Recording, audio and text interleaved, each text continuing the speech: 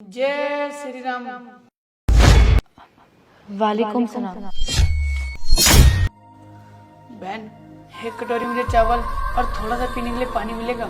जी, आप ठहरिए, मैं अभी लाती हूँ।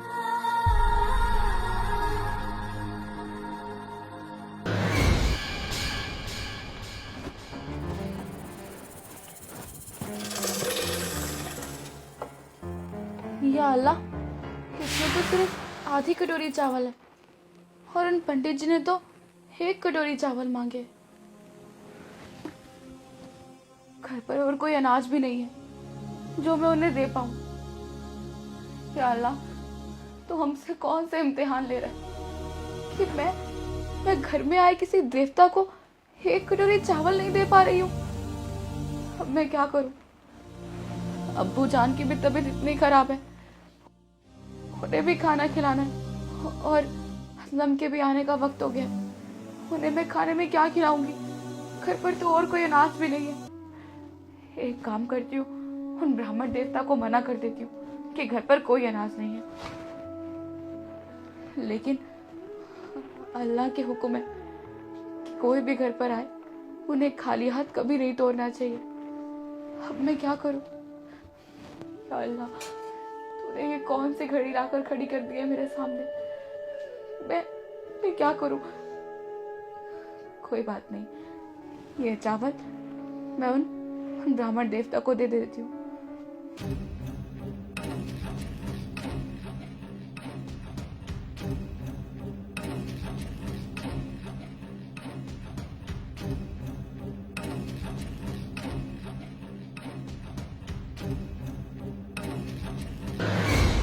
लीजिए।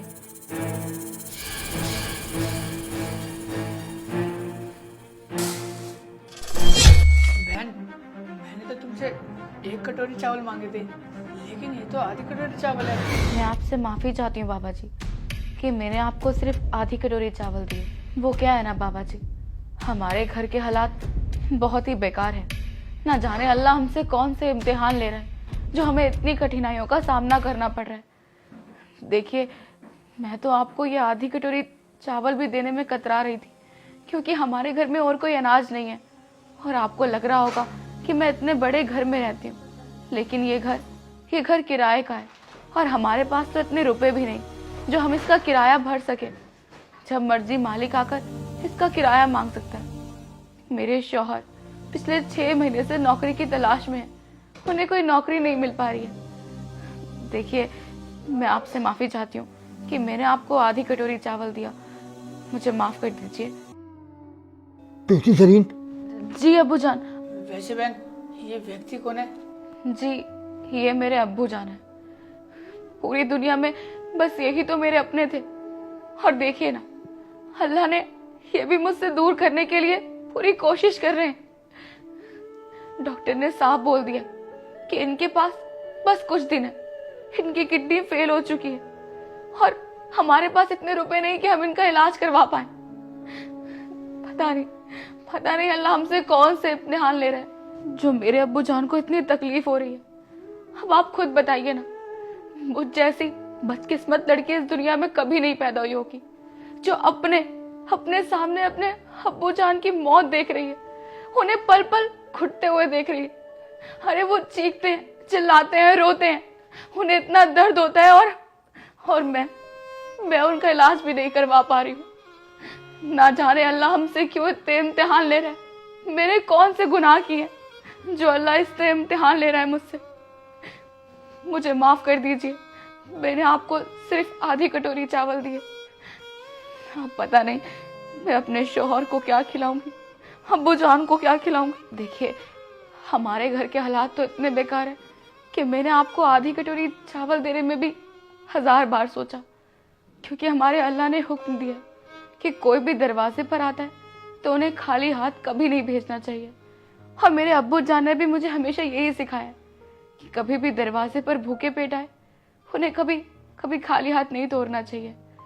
इसलिए मैंने आपको आधी कटोरी चावल दिए, नहीं तो हमारे घर के हालात तो इतने बुरे हैं कि मैं आपको ये भी देने में 100 बार सोच रही हूँ। मुझे माफ कर दीजिए ब्राह्मण देवता, जो मैंने आपको सिर्फ आधी कटोरी चावल दी। कोई बात नहीं बहन, तूने चिंता मत कर, ऊपर वाला सब देखता है।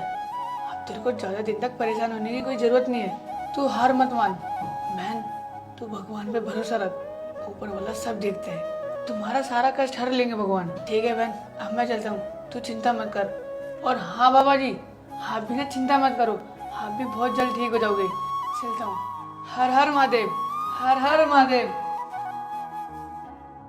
इंशाअल्लाह।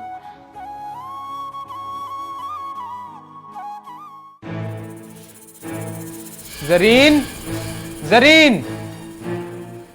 असलम, हम जानते हैं आपको बहुत तेज भूख लगी है ना। हम आपसे माफ़ी चाहते हैं, हमने खाने के लिए कुछ नहीं बनाया। वो क्या है ना, घर पर कोई अनाज नहीं था जो मैं आपके लिए खाना बना पाती। मुझे माफ़ कर दीजिए। अरे जरीन, तुम खाने की टेंशन क्यों लेती हो? तुम मेरे पास आके बैठो पहले।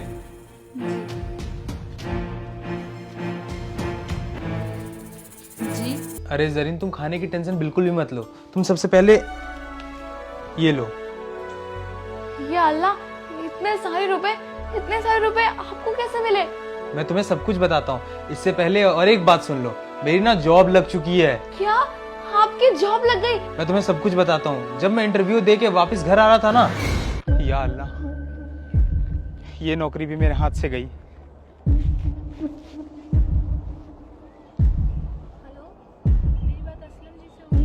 हाँ जी, मैं असलम बोल रहा हूँ। क्या मेरी जॉब लग गई? हाँ, मैं तो कल से ही ज्वाइनिंग कर लूंगा। ठीक है, ठीक है, धन्यवाद। अल्लाह, तेरे लाख लाख शुक्र, मेरी नौकरी लगवा दी आपने। लेकिन मेरे घर में तो राशन भी नहीं है, मैं खाऊंगा कैसे? चलो कोई बात नहीं, कुछ ना कुछ तो देख ही लूंगा।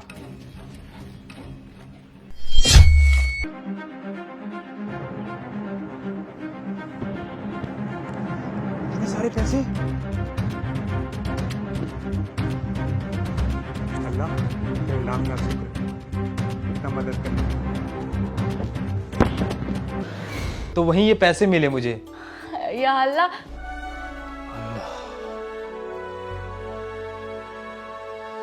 बेटी जरीन, अब्बू जान, आप ठीक हो गए?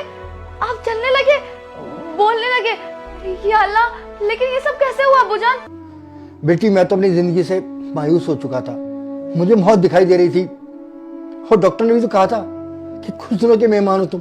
और बेटा मैं भी चाहता था कि जितनी जल्दी हो सके मुझे तकलीफों से मुक्ति मिल जाए।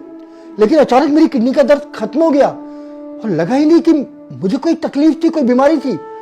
और जब मैं डॉक्टर के पास गया तो डॉक्टर ने चेकअप करके कहा कि तुम्हारी किडनी तो बिल्कुल ठीक है। और ये कैसे चमत्कार हुआ?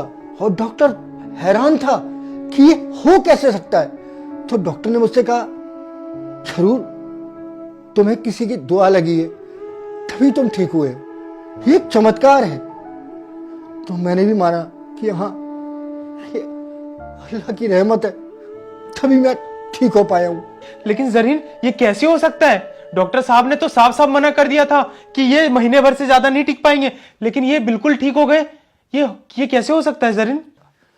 बेटा सुनो, एक पंडित आया था हमारे यहाँ, उसने बेटी से थोड़े से चावल मांगे, पानी मांगा, जबकि हमारे घर के हालात ठीक नहीं थे। लेकिन मेरी बेटी ने उसको चावल भी दिया, पानी भी दिया, ये सोचकर और ये कहकर कि अल्लाह का हुक्म है कि कोई भी मजबूर हमारे घर में कुछ मांगने आता है तो उसे खाली हाथ नहीं भेजना चाहिए। मैं बहुत खुश हुआ क्योंकि मैं अपनी बेटी को यही तो समझाता था कि किसी को भी खाली हाथ नहीं भेजना। और वो पंडित जी ने मुझे देखा और मुझसे कहा कि चिंता मत करो, तुम ठीक हो जाओगे, कोई तकलीफ नहीं होगी, तुम्हारी सारी तकलीफें दूर होने वाली हैं। जरूर जरूर कोई अल्लाह का भेजा हुआ फरिश्ता था, वो कोई पंडित नहीं था, जिसकी दुआ से आज मैं बिल्कुल ठीक हूं। अल्लाह अपने बंदों को कभी मायूस नहीं कर सकता। या अल्लाह। सच कहा बेटी, ऊपर वाले के घर में देर तो है, अंधेर बिल्कुल नहीं है। आप सही कह रहे हो, अल्लाह के घर में देर है, अंधेर नहीं। तो दोस्तों, इस वीडियो के माध्यम से मुझे यही बताना था कि हम सब इंसान एक हैं। भगवान ने कोई धर्म नहीं बनाया, हम इंसानों ने धर्म बनाया। तो हमारा सबसे बड़ा धर्म होता है कि दूसरे इंसान की मदद करना, चाहे वो किसी भी धर्म का हो या किसी भी मजहब का हो। अगर ये वीडियो आपको अच्छी लगी हो तो ज्यादा से ज्यादा शेयर करना दोस्तों, और वीडियो को लाइक कर देना और चैनल को फॉलो करना। जय हिंद, जय भारत।